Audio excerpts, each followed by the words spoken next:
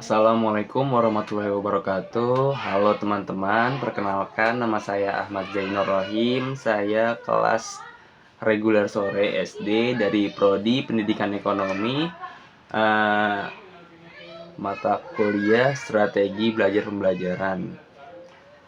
Di sini saya dapat tugas untuk membuat video mengenai micro teaching. Dengan materi yang saya ambil itu adalah memahami konsep belajar dan pembelajaran sebagai kunci untuk menjadi guru yang efektif. Oke, langsung aja ya. Saya membawakan materi penting yang menjadi fondasi semua proses pendidikan, yaitu konsep belajar dan pembelajaran. Kenapa penting? Karena sehebat apapun materi pembelajaran yang kita ajarkan, kalau kita tidak paham bagaimana murid belajar, maka pembelajaran tidak akan efektif. Ya kan? Oke, sekarang kita lanjut ke pembahasan pertama. Pembahasan pertama itu pengertian tentang apa itu belajar dan pembelajaran. Jadi, pengertian belajar itu adalah proses perubahan perilaku yang terjadi karena pengalaman dan interaksi individu dengan lingkungannya. Bukan cuma hafalan, tetapi juga perubahan sikap, keterampilan, dan cara berpikir. Sedangkan pengertian pembelajaran adalah proses yang dirancang oleh guru untuk membantu siswa agar belajar dengan efektif. Jadi, kalau belajar itu kegiatan siswa, maka pembelajaran itu adalah tanggung jawab guru. Sebagai contoh, seorang siswa bisa belajar matematika karena dia mencoba mengerjakan soal. Tetapi pembelajaran terjadi ketika gurunya menjelaskan konsep, memberi latihan, dan memotivasi dia. Sebagai contoh kedua, misalnya seorang siswa kelas 5 SD belajar menanam sayur di halaman sekolah.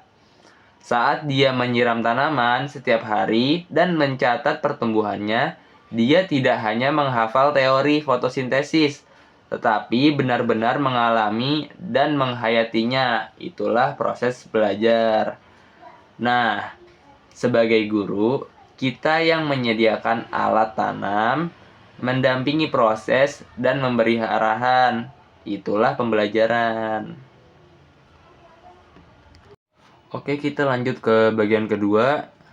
Bagian kedua itu ada teori-teori belajar. Supaya kita bisa mengajar dengan lebih efektif, kita harus paham dulu bagaimana sih sebenarnya proses siswa belajar. Nah, jawabannya di sini tuh bisa kita temukan lewat beberapa teori belajar. Setiap teori itu punya pandangan yang berbeda dan semua bisa kita manfaatkan dalam pembelajaran. Yang pertama, teori behaviorisme. Belajar karena kebiasaan dan pengulangan. Teori behaviorisme ini menjelaskan bahwa belajar itu terjadi karena ada kebiasaan yang dibentuk dari luar. Siswa akan belajar jika ada rangsangan dari luar seperti pujian, hadiah, hukuman, atau latihan terus-menerus. Misalnya, kalau seorang anak diberi pujian saat berhasil menjawab soal dengan benar, dia akan merasa senang dan ingin mengulangi lagi. Lama-lama perilaku itu jadi kebiasaan. Contoh lainnya, guru memberi stiker setiap kali siswa membaca dengan lancar. Kalau sudah terkumpul 10 stiker, bisa ditukar dengan hadiah kecil. Anak-anak pun jadi semangat belajar membaca. Teori ini tuh cocok dipakai kalau kita mau mengajarkan sesuatu yang harus dihafal atau dilatih terus-menerus, seperti perkalian, membaca, atau kedisiplinan. Tips-tipsnya kita sebagai guru yaitu beri hadiah kecil atau pujian saat siswa berhasil. Yang kedua, buat latihan berulang dengan umpan balik cepat. Yang ketiga, konsisten dalam memberi aturan dan respon.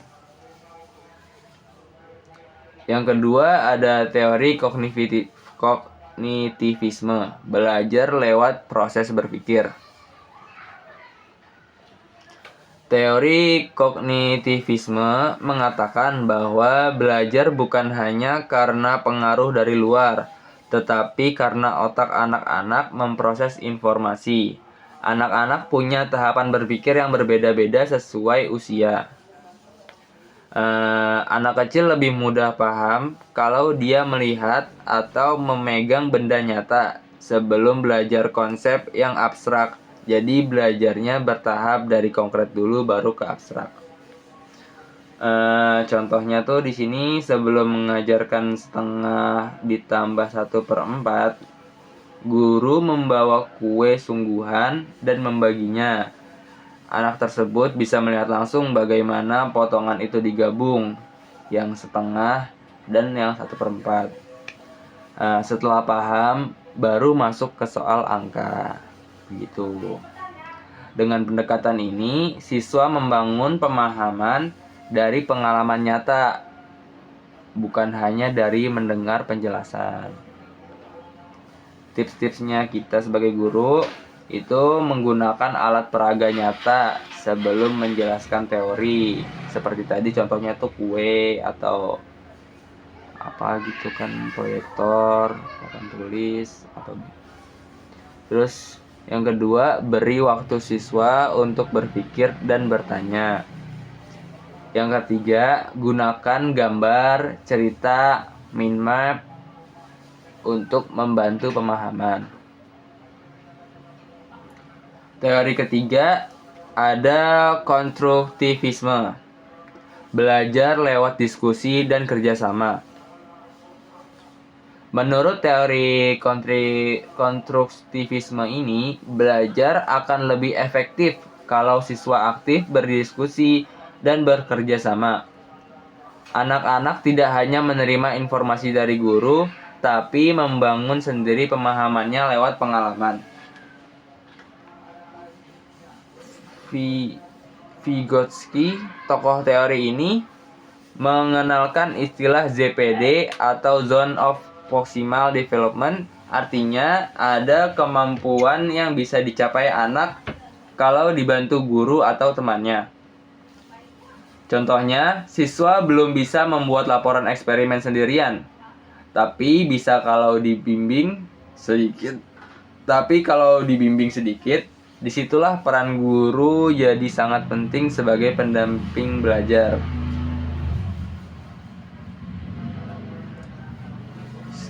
Tapi bisa kalau dibimbing sedikit. Oke. Disitulah peran guru jadi sangat penting sebagai pendamping belajar. Kita juga bisa meminta siswa membuat proyek kelompok seperti miniatur pasar. Mereka berdiskusi, membagi tugas, dan saling belajar dari satu sama lain. Itulah pembelajaran yang bermakna. Tips-tipsnya itu gunakan diskusi kelompok dan kerja proyek. Yang kedua, dampingi siswa yang butuh bantuan tanpa memberi jawaban langsung. Yang ketiga, buat tugas kolaboratif dan aktivitas nyata. Yang keempat, ada teori humanisme atau belajar karena merasa aman dan dihargai.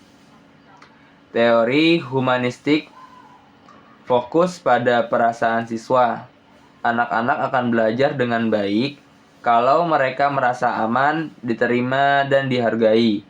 Kalau suasana kelasnya tegang, anak malah takut dan sulit menyerap pembelajaran. Misalnya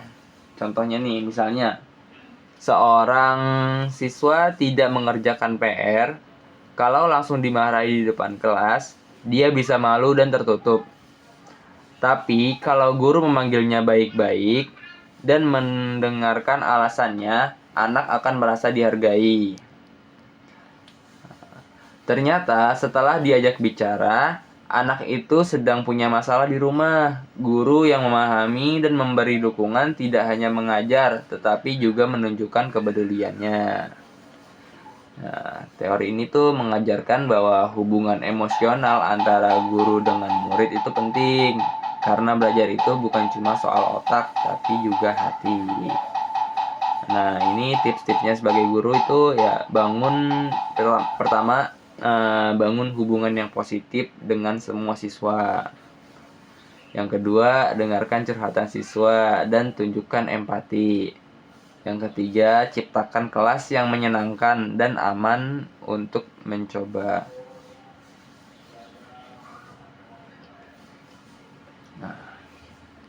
Nah, oke. Dari keempat teori tadi, kita bisa lihat bahwa tidak ada satu teori yang paling benar. Justru, kita bisa menggabungkan semuanya sesuai kebutuhan siswa dan tujuan pembelajaran. Kadang kita butuh behaviorisme untuk membentuk kebiasaan, kadang perlu kognitivisme untuk membangun logika, kadang butuh konstruktivisme juga penting saat belajar bersama. Dan selalu humanisme harus hadir di setiap tindakan kita. Oke, kita lanjut ke bagian ketiga, yaitu faktor-faktor yang mempengaruhi belajar. Nah, sekarang kita bahas satu hal penting lagi. Kenapa ya ada murid yang cepat paham, tapi ada juga yang kelihatannya lambat? Ternyata, proses belajar itu dipengaruhi oleh banyak hal, baik dalam diri siswa maupun dari luar. Yuk kita bahas satu persatu. Oke. Yang pertama ada faktor internal dari dalam diri siswa. Faktor internal adalah hal-hal yang berasal dari dalam diri siswa sendiri. Ini menyangkut motivasi, minat, kecerdasan, dan gaya belajar. Semuanya berperan besar dalam keberhasilan belajar mereka. Yang pertama, motivasi atau dorongan dari dalam. Motivasi adalah alasan kenapa seseorang siswa mau belajar. Kalau motivasinya kuat, biasanya mereka akan lebih semangat, meskipun pelajaran itu sulit. Misalnya, ada seseorang siswa yang ingin jadi dokter karena ayahnya sering sakit, maka dia belajar biologi dengan semangat tinggi, walaupun kadang nilainya belum sempurna. Di sini, guru bisa membantu dengan cara pertama, ceritakan kisah inspiratif yang memotivasi. Yang kedua, memberi target kecil dan rayakan pencapaiannya. Yang ketiga, beri pujian yang tulus saat siswa berusaha. Yang kedua, minat. Belajar karena suka. Ini udah beda ya. Tadi kan yang pertama motivasi, yang kedua itu minat. Belajar karena suka. Di sini tuh siswa akan lebih mudah belajar jika mereka menyukai pelajarannya. Kalau mereka suka pelajaran itu, mereka jadi lebih fokus dan penasaran.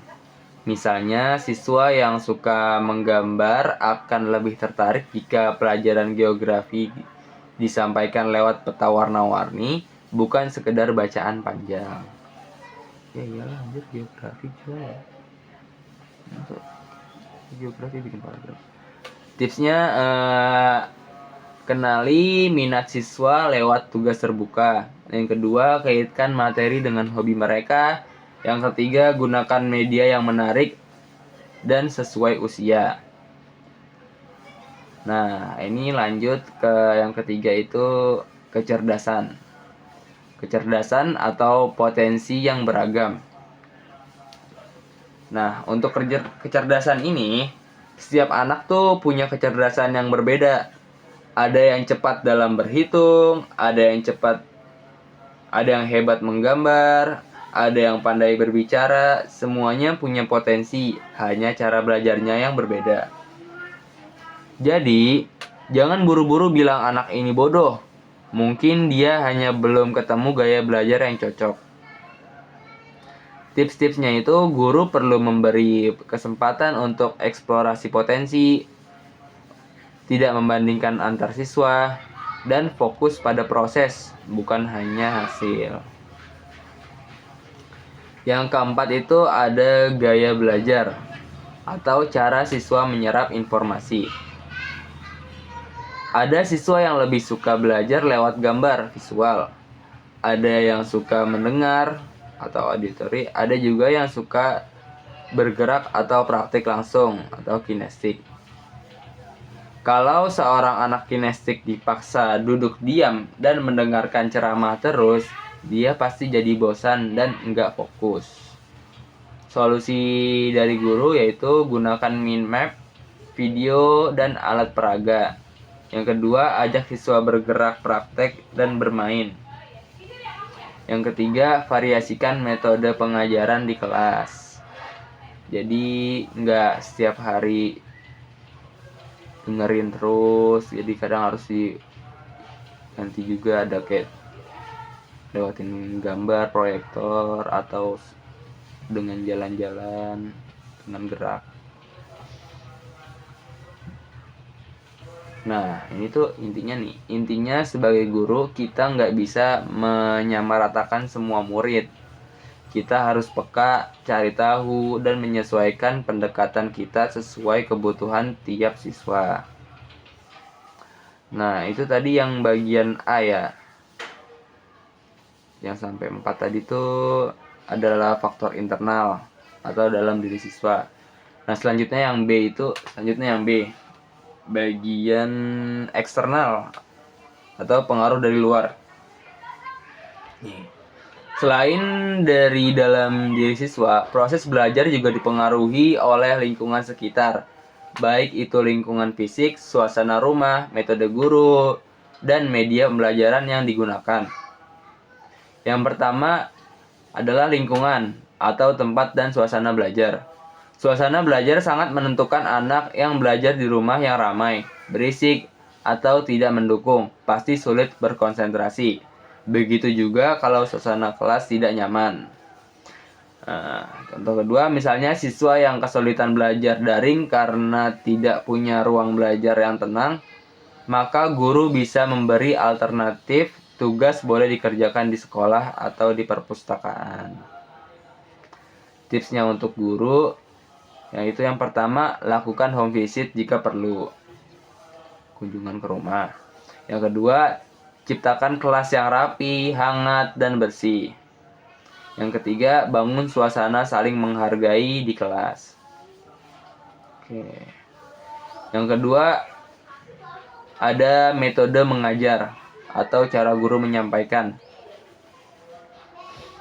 Metode guru sangat berpengaruh. Kalau guru hanya ceramah terus tanpa variasi, siswa bisa bosan dan akhirnya tidak fokus. Tapi kalau metode menarik, belajarnya jadi menyenangkan. Misalnya, pembelajaran sejarah bisa dikemas dalam bentuk drama peran. Siswa berpakaian ala zaman dulu dan memainkan tokoh sejarah lebih seru. Ya bisa lah. Tips-tipsnya itu yang bisa digunakan itu pertama ada simulasi atau role play, yang kedua ada debat mini atau kuis kelompok, yang ketiga itu bisa menggunakan belajar dari luar kelas atau praktik langsung. Metode mengajar itu ya.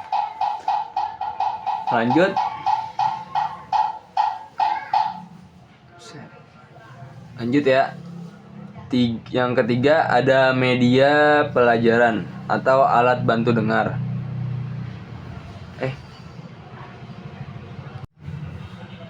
Oke, lanjut. Yang ketiga ada media pembelajaran atau alat bantu belajar. Media ini bisa berupa gambar, video, poster, alat peraga, atau benda nyata. Kalau guru menggunakan media yang menarik, materi jadi lebih mudah dipahami dan tidak membosankan. Contohnya, saat menjelaskan sistem pencernaan, guru menggunakan video animasi dari YouTube. Siswa bisa melihat makanan masuk ke mulut, turun ke lambung, lalu ke usus. Mereka pun lebih cepat mengerti. ya kan, daripada hanya dari buku atau bacaan yang tidak ada gambarnya kan. Ini tips-tipsnya itu bisa menggunakan media seperti Canva untuk mendesain visual, ada menggunakan Pauton untuk video animasi, dan juga bisa menggunakan Kahoot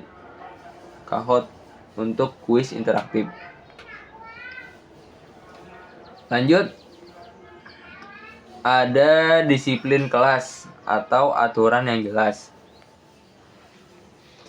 Tanpa aturan, suasana kelas bisa kacau. Anak-anak jadi tidak fokus, saling mengganggu, dan akhirnya tujuan belajar tidak tercapai. Maka dari itu, penting bagi guru untuk membuat aturan yang jelas sejak awal. Langkah-langkah yang bisa dilakukan guru yang pertama itu buat kesepakatan kelas bersama atau siswa. Yang kedua, terapkan aturan secara konsisten dan adil. Yang ketiga, beri contoh sikap disiplin lewat tindakan guru itu sendiri.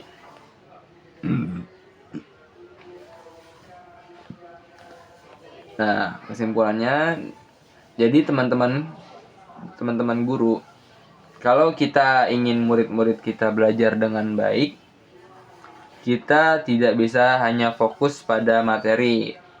Kita juga harus memperhatikan siapa yang kita ajar, bagaimana suasana belajarnya, dan cara terbaik kita untuk mendampingi mereka. Baik, sahabat peserta didik, dari semua teori dan faktor ini, satu hal yang penting yang saya pelajari, tugas kita bukan hanya mentransfer ilmu, tapi menginspirasi perubahan dan menciptakan pengalaman belajar yang bermakna. Kita bukan hanya guru dalam kelas, tapi juga fasilitator mimpi dan harapan mereka.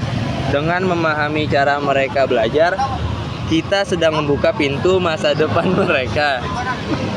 Oke, sekian dari saya. Terima kasih sudah menyimak. Semoga bermanfaat dan mari jadi guru yang belajar sepanjang hayat. Wassalamualaikum warahmatullahi wabarakatuh.